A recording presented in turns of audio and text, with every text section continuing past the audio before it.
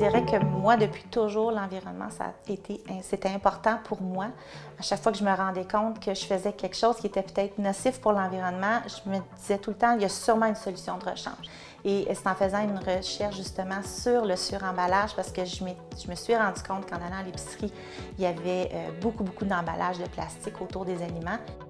Alors, un aliment qui est suremballé, on en trouve facilement à l'épicerie. Je vous donne un exemple. Les légumes, les fruits, souvent vont être vendus dans des gros sacs, alors que c'est très facile d'aller sur l'étalage à côté puis de choisir, dans le fond, les pommes ou les oranges qu'on aimerait avoir.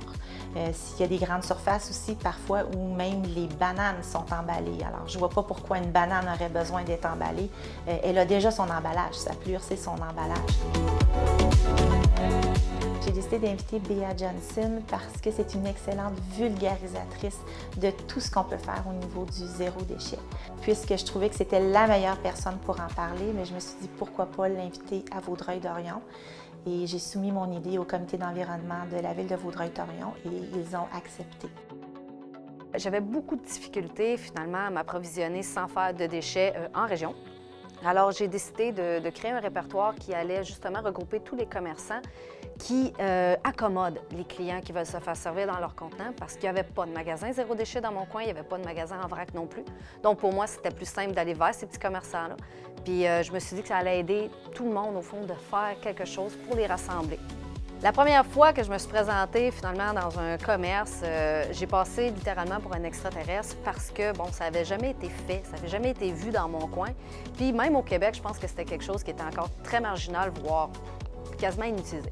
Fait que quand je me suis ramassée dans un commerce avec mon propre contenant, puis j'ai demandé à me faire servir une poitrine de poulet dedans, on m'a dit que c'était impossible. Ma PAC ne permettait pas de faire ça, des règles d'hygiène et de salubrité, tout pour pas que je me fasse servir dans mon contenant. Je suis sortie de là comme si j'avais passé une entrevue pour une job, ça avait super mal été.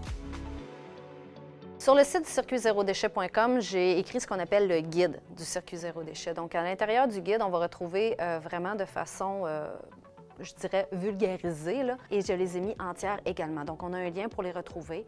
On a la démarche pour servir un client de façon zéro déchet, puis on a également la démarche pour nous, qu'est-ce qu'on doit faire. Et tous les marchands qui sont membres du circuit zéro déchet ont aussi une affiche qui affiche dans leur commerce, qui est écrit qu'est-ce que le client doit savoir pour apporter un contenant. Fait que nous, ce qu'on demande à la communauté, c'est apporter des contenants propres.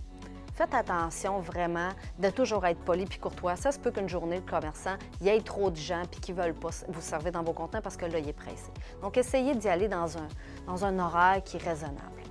Surtout si vous commencez puis que vous êtes une figure qui est un peu moins connue. Si vous avez des marchands que vous avez envie qu'ils deviennent membres du circuit zéro déchet, demandez-leur de nous contacter ou contactez-nous pour qu'on vous donne une formation pour vous dire comment approcher un commerçant, pardon, et aussi qu'est-ce que vous devez savoir. Donc, les fameuses règles, comment les approcher, qu'est-ce qu'on doit faire, c'est quoi le circuit, hein? Parce que des fois, on veut le faire, mais on ne sait pas qu'est-ce que ça représente puis qu'est-ce que c'est.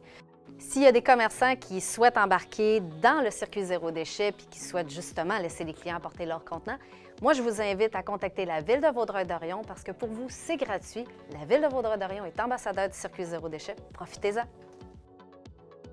Comme Mme Trottier le disait juste avant moi, la Ville de Vaudreuil-Dorion, oui, est ambassadeur de zéro déchet, mais c'est plus que pour le zéro déchet.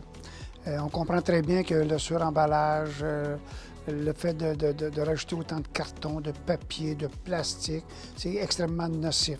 Et zéro déchet est vraiment l'idéal pour arriver à un but qui est éventuellement de réduire la quantité de produits qu'on enfouit dans le sol.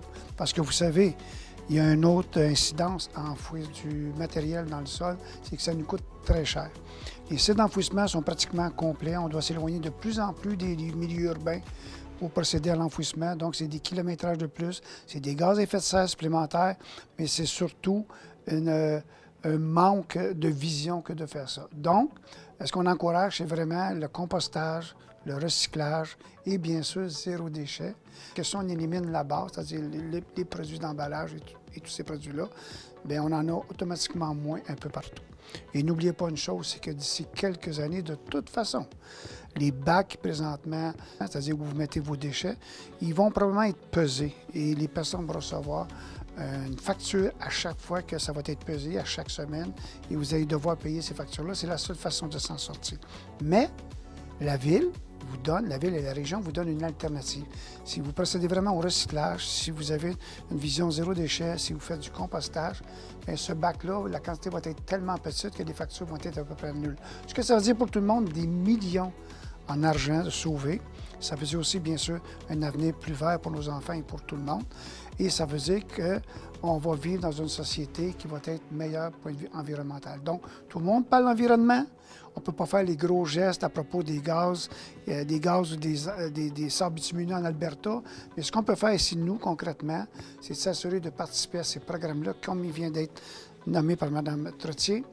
Et si on participe à ça, ça va être un petit geste, mais ce petit geste-là, lorsqu'il est reproduit à des milliers, des dizaines de milliers d'exemplaires, ça fait un changement dans notre société. Donc, à tous, je vous souhaite une belle conférence, mais surtout, je vous souhaite de penser à cela et de commencer à vous initier, vous et votre famille, à ces façons de faire pour faire en sorte qu'avec le temps, on va tous être gagnants.